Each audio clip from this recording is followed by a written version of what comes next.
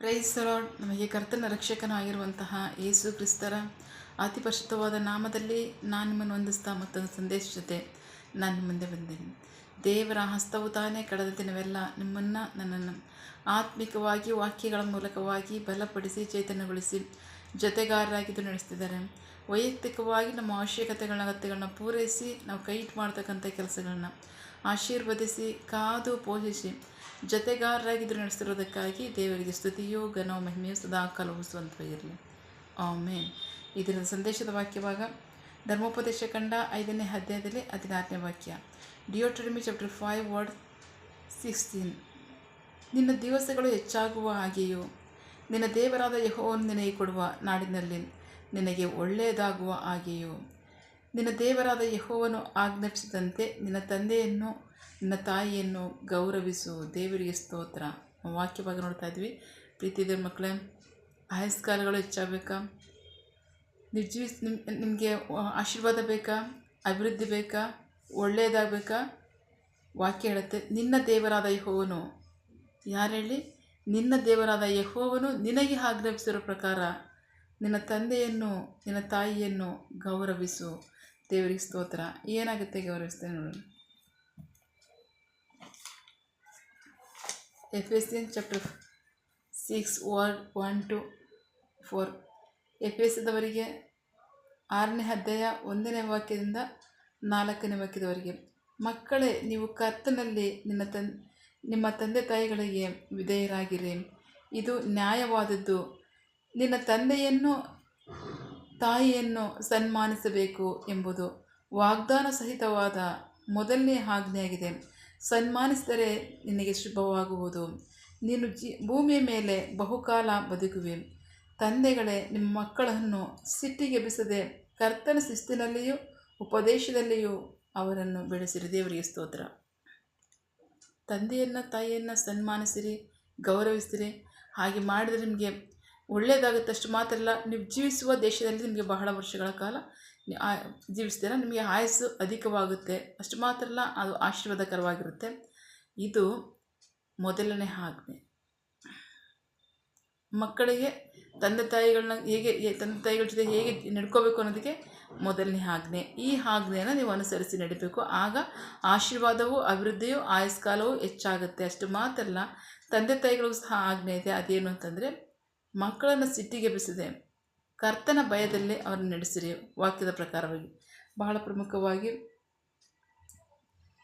ಕರ್ತನ ಶಿಸ್ತಿನಲ್ಲಿಯೂ ಉಪದೇಶದಲ್ಲಿಯೂ ಅವರನ್ನು ಬೆಳೆಸಿರಿ. ದೇವರಿಗೆ ಸ್ತೋತ್ರ. ಬಹಳ ಪ್ರಮುಖವಾಗಿ ಧರ್ಮೋಪದೇಶ ಕಾಂಡದಲ್ಲೇ ದೇವ್ರ ವಾಕ್ಯ ಏನು ಹೇಳ್ತಿದೆ ಅಂದರೆ, 6ನೇ ಅಧ್ಯಾಯ, ನಾನು ನಿಮ್ಮ ನಡೆಸಿದ ಮಾರ್ಗದಲ್ಲಿ, ಅಂದರೆ ನಿಮ್ಮ ಜೀವಿತದ ಪಯಣದಲ್ಲಿ ನಾನು ನಿಮ್ಮನ್ನು ನಡೆಸಿದಂಥ ರೀತಿಯನ್ನು ನೀವು ಮರೆಯದೇ ರೀತಿಯಲ್ಲಿ ನಿಮ್ಮ ಹೃದಯದಲ್ಲಿ ಅದನ್ನು ಜಾಗೃತವಾಗಿ ಇಟ್ಕೊಳ್ರಿ. ಅಷ್ಟು ಮಾತ್ರ ಅಲ್ಲ, ಅದನ್ನು ನಿಮ್ಮ ಮಕ್ಕಳಿಗೂ ಅದನ್ನು ಬೋಧಿಸಿರಿ ಅಂತ ವಾಕ್ಯ. ದೇವರಿಗೆ ಸ್ತೋತ್ರ. ಧರ್ಮೋಪದೇಶ ಕಾಂಡ 4ನೇ ಅಧ್ಯಾಯದಲ್ಲಿ, ನಾನು ನಿಮ್ಮನ್ನು ನಡೆಸಿದಂಥ ನಿಮ್ಮ ಜೀವಿತದ ಪಯಣದಲ್ಲಿ ನಾನು ನಿಮ್ಮನ್ನು ನಡೆಸಿದಂಥ ರೀತಿಯನ್ನು ನೀವು ಮರೆಯದೆ ನಿಮ್ಮ ಹೃದಯದಲ್ಲಿ ಅದನ್ನು ಜಾಗೃತಿಯಾಗಿ ಇಟ್ಕೊಳ್ರಿ. ಅದನ್ನು ನೆನೆಸಿ ನನಗೆ ಸ್ತೋತ್ರಗಳನ್ನು ಸಲ್ಲಿಸಿರಿ. ಯಾಕೆಂದರೆ ಮುಂದಿನ ಹಂತಕ್ಕೆ ದೇವರು ನಡೆಸಬೇಕಲ್ಲ. ಸ್ತೋತ್ರಗಳನ್ನು ಸಲ್ಲಿಸಿ. ಅಷ್ಟು ಮಾತ್ರ ಅಲ್ಲ, ನೀವು ಮಕ್ಕಳಿಗೆ ಅದನ್ನು ಬೋಧಿಸಿರಿ. ದೇವರಿಗೆ ಸ್ತೋತ್ರ. ಇದು ಆಜ್ಞೆ ಆಗಿದೆ. ಇದು ಅನುಸರಿಸಲು ನಡೀಬೇಕು. ಪ್ರತಿ ತಂದೆ ತಾಯಿಗಳು ಸಹ ದೇವರಿಗೆ ಮಾಡಿದಂಥ ಉಪಕಾರಗಳನ್ನು ನೆನೆಸಿ ದೇವರಿಗೆ ಮರೀದೆ ಅದನ್ನು ದೇವರಿಗೆ ಸ್ತೋತ್ರಗಳನ್ನು ಸಲ್ಲಿಸಬೇಕು. ಅಷ್ಟು ಮಾತ್ರ ಅಲ್ಲ, ದೇವರು ನಿಮ್ಮ ಜೀವಿತದಲ್ಲಿ ಮಾಡಿದಂಥ ಕಾರ್ಯಗಳ ಮಕ್ಕಳಿಗೆ ಬೋಧಿಸ್ಬೇಕು. ಯಾಕೆಂದರೆ ಅವ್ರ ಜೀವಿತ ಕಾಲದಲ್ಲಿ ಅವರು ಸಮಸ್ಯೆಗಳನ್ನು ನೋಡಿ ಎದುರ್ಕೊಳ್ಳದೆ, ಪರಿಸ್ಥಿತಿಗಳನ್ನ ನೋಡಿ ಎದುರ್ಕೊಳ್ಳದೆ, ಬಾಧಿಸಲ್ಪಡದೆ, ನಂಬಿಕೆಯಿಂದ ದೂರವಾಗದೆ, ಭಕ್ತಿಹೀನರಾಗಿ ಜೀವಿಸದೆ, ಅವರು ದೇವರಲ್ಲೇ ನಿರೀಕ್ಷೆಯನ್ನು ಅಷ್ಟು ಮಾತ್ರ ಅಲ್ಲ, ದೇವರ ಸಹಾಯಕ್ಕಾಗಿ ಎದುರು ನೋಡುವಿಕೆಯನ್ನು, ಭರವಸೆಯನ್ನು, ನಂಬಿಕೆಯನ್ನು ಇಟ್ಟು ಜೀವಿಸುವಂತೆ ನಿಮ್ಮ ಜೀವಿತ ಕಾಲದಲ್ಲಿ ನಡೆದಂಥ ಕಾರ್ಯಗಳನ್ನ ದೇವರು ನಡೆಸಿದ ರೀತಿಯನ್ನು ಮಕ್ಕಳಿಗೆ ಅದನ್ನು ಬೋಧಿಸಿರಿ ಅನ್ನೋದು ಅದು ಸಲಹೆ ಅಲ್ಲ, ಇದು ಆಜ್ಞೆಯಾಗಿದೆ. ಸೊ ಹಾಗಾಗಿ ಪ್ರೀತಿಯ ಮಕ್ಕಳೇ, ದೇವರ ವಾಕ್ಯವನ್ನು ಅನುಸರಿಸಿ ನಡೆದರೆ ಆಶೀರ್ವಾದಗಳನ್ನು ಹೊಂದ್ಕೊಳ್ಳಿ. ಆಮೇಲೆ ದೇವರಿಗೆ ಮಹಿಮೆಯಾಗಲಿ, ನಿಮಗೆ ಆಶೀರ್ವಾದವಾಗಲಿ. ಆಮೇಲೆ ಪ್ರಾರ್ಥಿಸಿಕೊಳ್ಳೋಣ. ಸಕಲ ಸೃಷ್ಟಿಕರ್ತನೇ, ಸರ್ವಾಧಿಕಾರಿಯೇ, ಸಾರ್ವಭೌಮನೇ, ಉನ್ನತನೇ, ಮಹೋನ್ನತನೇ, ಮಹಾಪರಿಶುದ್ಧನೇ, ಪ್ರೀತಿ ಸ್ವರೂಪನೇ, ನೀತಿವಂತ ನ್ಯಾಯಾಧಿಪತಿಯೇ, ಸೇನಾಧೀಶ್ವರನೇ, ಇರುವಾತನೇ, ಸರ್ವವ್ಯಾಪಿಯೇಸಪ್ಪ, ಇದನ್ನು ವಾಕ್ಯಗಳ ಮೂಲಕವಾಗಿ ನಮ್ಮ ಸಂಗಡ ಮಾತಾಡಂಥ ನಿಮ್ಮ ಪ್ರೀತಿಗಾಗಿ, ನಂಬಿಗಸ್ತಿಗೆ ನಿಮಗೆ ಸ್ತೋತ್ರ. ವಾಕ್ಯ ಭಾಗದಲ್ಲಿ ನಮ್ಮ ಸಂಗಡ ಮಾತನಾಡ್ತಾ ಇದ್ದೀರಾ. ನಿನ್ನ ತಂದೆ ತಾಯಿಗಳನ್ನ ಸನ್ಮಾನಿಸಿದರೆ ನಿನಗೆ ಶುಭವಾಗುವುದು. ಅಷ್ಟು ಮಾತ್ರ ಅಲ್ಲ, ನೀನು ಜೀವಿಸುವ ದೇಶದಲ್ಲಿ ನಿನಗೆ ಬಹಳ ವರ್ಷಗಳ ಕಾಲ ಆಯಸ್ಸಿರುತ್ತೆ ಅಂತ ಹೇಳಿದ್ದಾರೆ. ಅದಕ್ಕಾಗಿ ಸ್ತೋತ್ರ. ಇದು ಸಲಹೆ ಅಲ್ಲ, ಆಜ್ಞೆ ಆಗಿದೆ, ವಾಗ್ದಾನ ಸಹಿತವಂಥ ಆಜ್ಞೆ ಆಗಿದೆ. ಆಮೇನ್.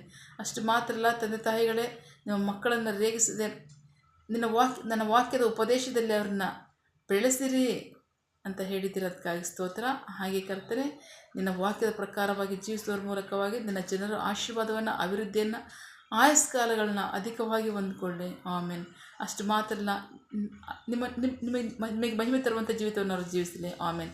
ನಿಮಗೆ ಮಹಿಮೆಯಾಗಲಿ, ನಿಮ್ಮ ಜನರಿಗೆ ಆಶೀರ್ವಾದವಾಗಲಿ. ಆಮೇನ್. ನಿನ್ನ ಜನರು ಕೈ ಮಾಡ್ತಕ್ಕಂಥ ಕೆಲಸವನ್ನು ಆಶೀರ್ವದಿಸು. ಅವರ ಅಗತ್ಯಗಳನ್ನ ಪೂರೈಸಿ, ಕೊರತೆಗಳನ್ನ ನೀಗಿಸು. ಆಮೇನ್. ಯಾವ ಕಾರ್ಯದಲ್ಲಿ ಅವರು ನಿರೀಕ್ಷೆ ಒಳಗಾಗಿದ್ದಾರೆ, ಮಕ್ಕಳ ವಿದ್ಯಾಭ್ಯಾಸ, ಆರೋಗ್ಯ, ಅವರ ಜೀವನ ಅಗತ್ಯಗಳು, ಯೌವನಸ್ಥರ ವಿದ್ಯಾಭ್ಯಾಸ, ಆರೋಗ್ಯ, ಅವರ ಜೀವನ ಅಗತ್ಯಗಳು, ಕೆಲಸ, ಬಿಸ್ನೆಸ್, ಸೇವೆ, ವಿವಾಹ ಕಾರ್ಯ, ವಯಸ್ಸಾದವರ ಜೀವನ ಅಗತ್ಯಗಳು, ಆರೋಗ್ಯ, ಸೇವೆ, ಯಾವ ಕಾರ್ಯದಲ್ಲಿ ಅವರು ನಿರೀಕ್ಷೆ ಒಳಗಾಗಿದ್ದಾರೆ ಆ ಕಾರ್ಯದಲ್ಲಿ ತಕ್ಕ ಸಮಯದಲ್ಲಿ ನಿಮ್ಮ ಚಿತ್ತಾನುಸಾರವಾಗಿ ಅವರನ್ನು ಹೊಂದಿಕೊಳ್ಳಿ. ಆಮೇನ್. ನೀವು ಹಾಗೆ ಮಾಡೋ ಪ್ರೀತಿಗಾಗಿ, ನಂಬಿಗಸ್ತಿಗೆ ನಿಮಗೆ ಸ್ತೋತ್ರ. ನಮ್ಮ ಪ್ರಾರ್ಥನೆ ನೀವು ಕೇಳಿದ್ದೀರ, ಅದರಂತೆ ನಡೆಸ್ತಿರೋದಕ್ಕಾಗಿ ಸ್ತೋತ್ರ. ನಮ್ಮ ಪ್ರಾರ್ಥನೆಯನ್ನು ನಮ್ಮ ರಕ್ಷಕನಂತೆ ಯೇಸು ಕ್ರಿಸ್ತರ ಅತಿ ಪರಿಶುದ್ಧವಾದ ನಾಮದಲ್ಲಿ ಪ್ರಾರ್ಥಿಸಿ ನಿಮ್ಮ ಪಾದಗಳು ಸಲ್ಲಿಸಿ ನಾವು ಬೇಡುವಂತಿದ್ದೇವೆ, ನಮ್ಮ ಜೀವನ ತಂದೆ. Amen. God bless you all. ದೇವರು ತಾನೇ ಇದನ್ನು ವಾಕ್ಯಗಳ ಮೂಲಕವಾಗಿ ನಮ್ಮ ಸಂಗಡ ಮಾತನಾಡಿದ್ದಾರೆ, ನಮ್ಮನ್ನು ಆಶೀರ್ವದಿಸಿದ್ದಾರೆ. ಆಮೇನ್. All the best.